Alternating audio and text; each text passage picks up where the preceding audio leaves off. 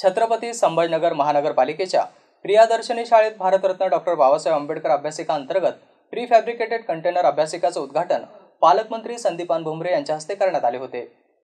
या प्रसंगी महानगरपालिकेचे अतिरिक्त आयुक्त रणजित पाटील आणि सौरभ जोशी, जिल्हा नियोजन अधिकारी भारत वायाळ, शहर अभियंता ए.बी. देशमुख, उपायुक्त नंदा गायकवाड, मुख्याध्यापक संजीव सोनार हे उपस्थित होते। महानगरपालिकेच्या शाळांमध्ये 36 अभ्यासिकासाठी 10 कोटी रुपये निधी जिल्हा नियोजन समितीमार्फत उपलब्ध झाला असून महानगरपालिका आयुक्त जी श्रीकांत यांच्यामार्फत कार्यान्वित करण्यात येत आहे।